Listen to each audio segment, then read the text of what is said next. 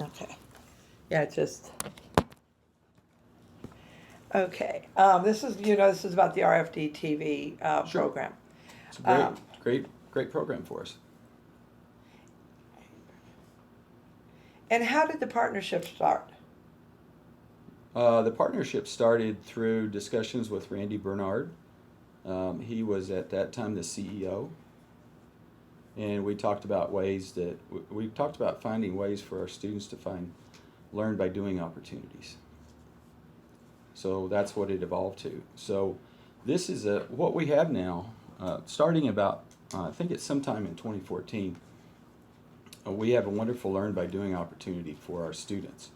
What I like about it is they're really getting on the ground journalism and ag communication experience. They're getting it with a professional group. And what they've been doing since 2014 has been delivering video, vignettes, market prices for specialty crops via 1 day a week RFD TV, which provides them wonderful learn by doing opportunities. It's faculty across colleges working as well. That's one of our goals, to have our colleges working. So it's journalism, communications, and ag communications working together to do this. So it's a tremendous opportunity for Cal Poly. So it's a win-win all the way around. Okay. And what did they offer Cal Poly? What were the things that they offered you when they came to you? They offered us the opportunity. We actually have never received a dime from RFD TV. This actually is like a lot of the things that we do when we run classes and we run labs. It's a Cal Poly endeavor. This is a benefit to Cal Poly. It's some benefit to RFD TV, I'm sure, but we don't receive any money from RFD TV. And how We is don't it? have a contract with RFD TV. This is an agreement where we're providing the video, we're providing the update on California agriculture. See, RFD TV is in 60 million households. That's a real positive for an agriculturally based university to be in 60 million households, where most of them, they're in the Midwest, but they're also in California. A lot of viewers in California.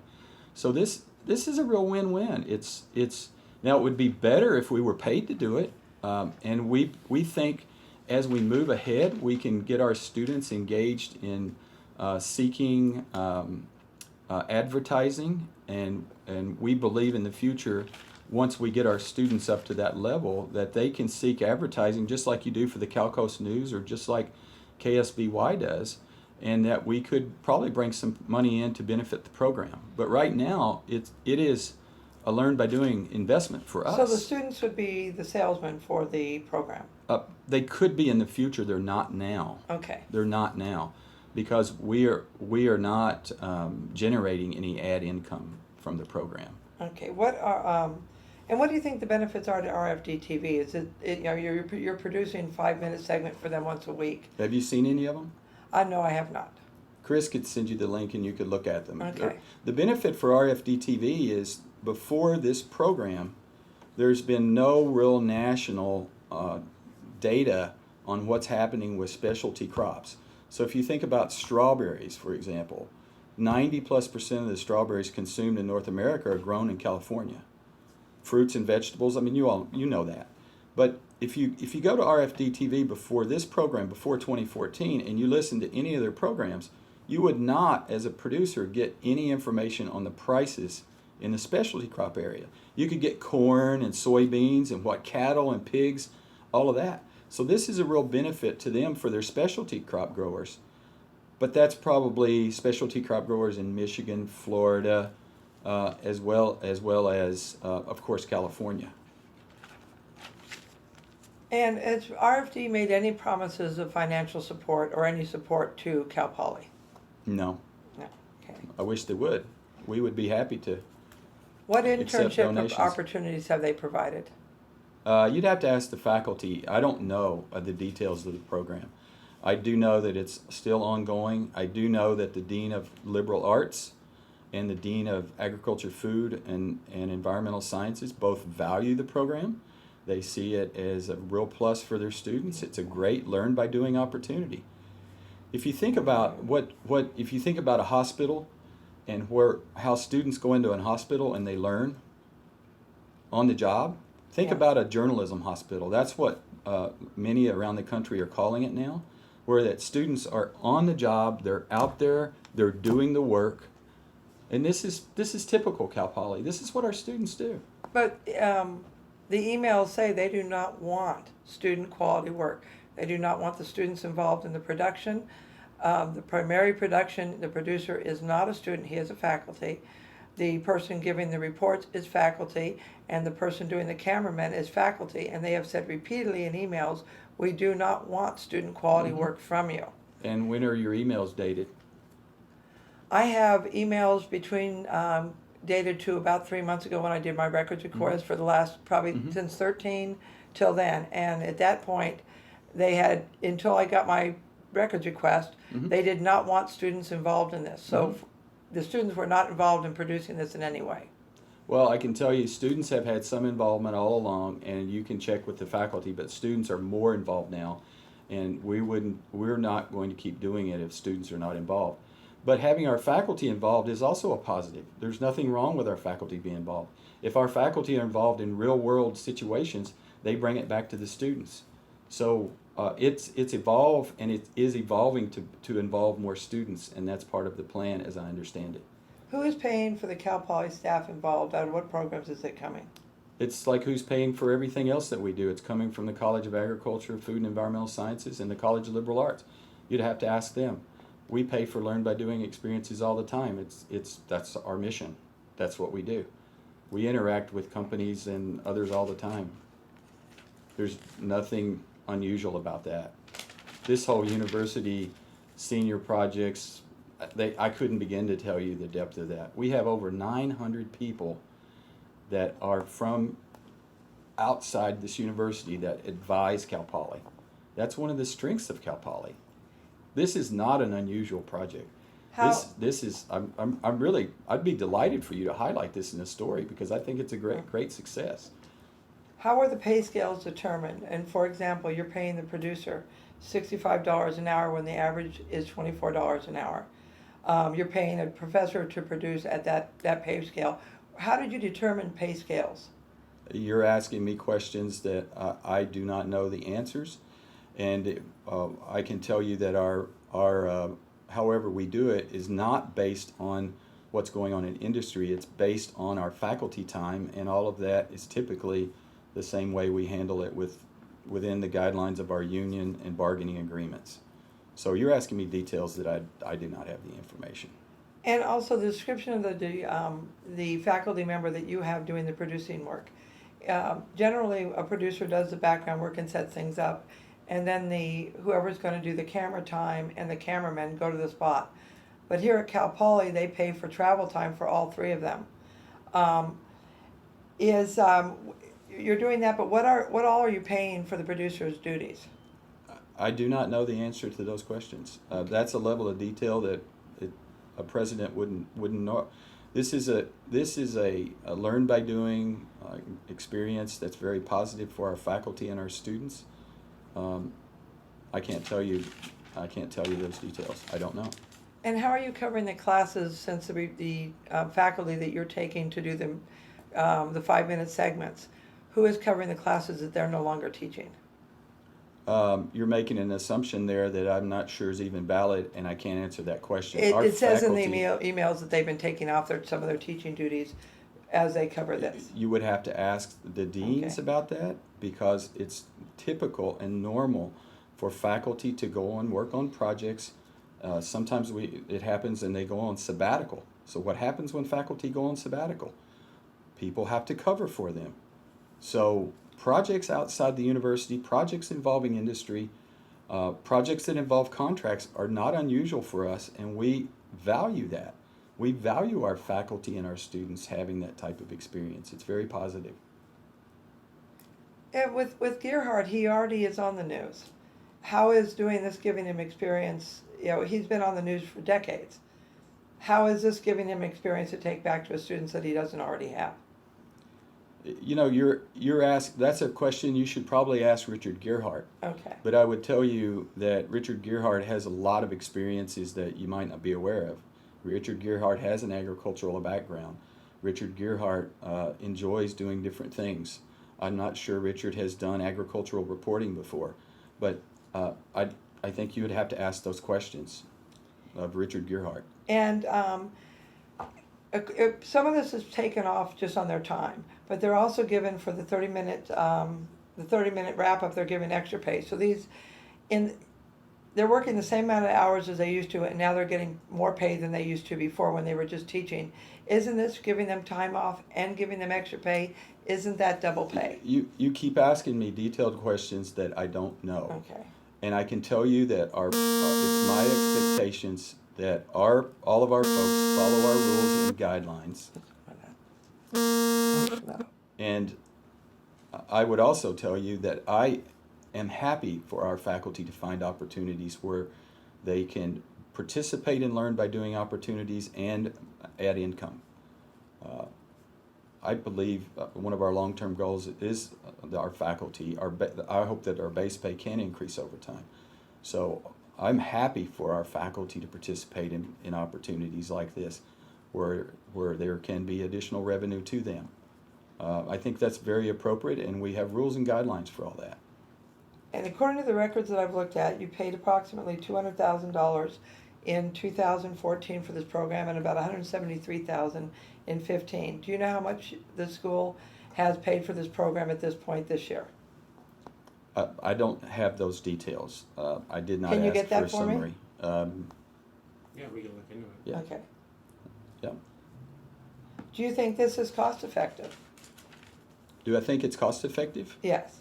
I think it's a good program. I think it also is it's a good investment. It's good for our faculty. It's good for our students. And I also believe it has opportunities in the future to generate revenue through an enhanced partnership. Because in addition to participating in the process of putting all the video and the shows and the market data together, I do hope in the future that we can continue and we can look at their involvement with selling ads and getting our own California sponsors involved. Programs like this we evaluate on a regular basis and we determine whether they're sustainable or not. I don't know if this program is sustainable for the long term, but I can tell you for the foreseeable future, we value it and we're going to keep doing it, and we're going to look at ways to make it more financially sustainable. In one of the emails where RFD TV was trying to talk you into the agreement, they made a comment that they had worked with the Houston University who hadn't followed through correctly. This was when they were saying they only wanted teacher quality work. They didn't want student quality work. I called the Houston University. They said they had just started working with RFD TV and they were not giving them faculty. They had not stopped having an agreement then.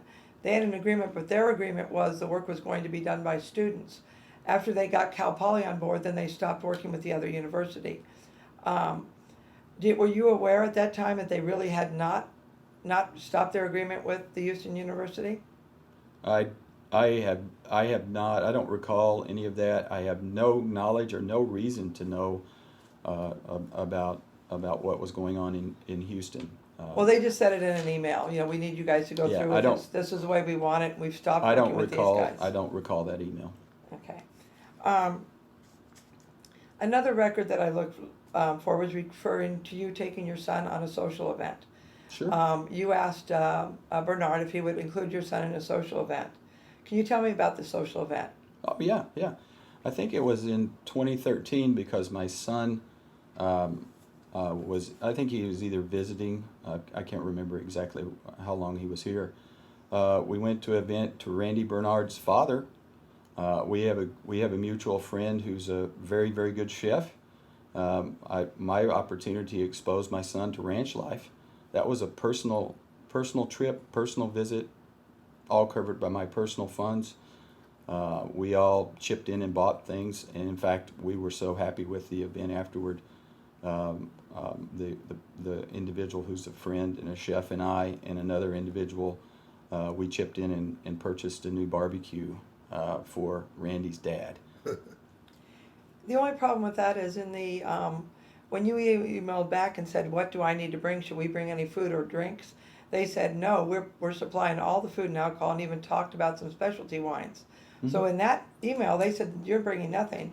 So now you're saying that you did bring food and wine. I did bring some wine, and then we also felt so good about the trip. We purchased a barbecue for Randy's dad. But we go back and forth with individuals that are partners with the university all the time, and we do social things with them. And I've had occasion where I've had dinner with Randy Bernard, and I've paid for dinner. So Karen, quite frankly, this was a totally social event. It was totally a personal visit, and really had nothing to do with the university, other than I met Randy Bernard as a graduate of the university, and he has a lot of my friends at Cal Poly by nature have connections with the university. How long did you have? And by the way, we don't have a contract with RFD TV. They're not paying us anything. We have an agreement with them to deliver this. It's a great opportunity for our students.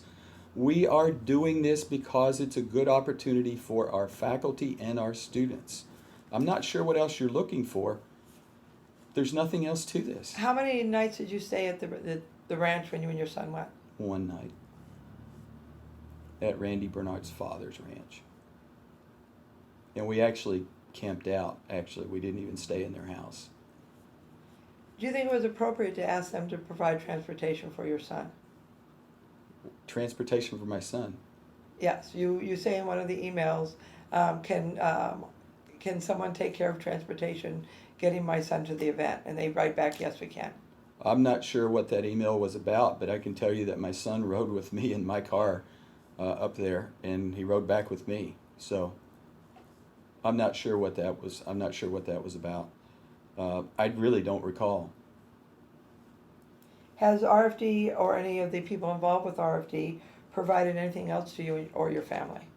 No, other than we see them at the Rose Parade. They have they have had a float on occasion, and they have provided some Rose Bowl tickets for our students that work at the Rose Parade. But Parade tickets, etc., flow back and forth among different float groups all the time. So that would be the only thing. Do you have, do you fill out a 700 form every year? Sure do. Did you disclose this trip on the 700 form? I did not, because it didn't meet the qualifications. If you want to go back and look at the rules, we can share them with you, because I'm pretty meticulous about that.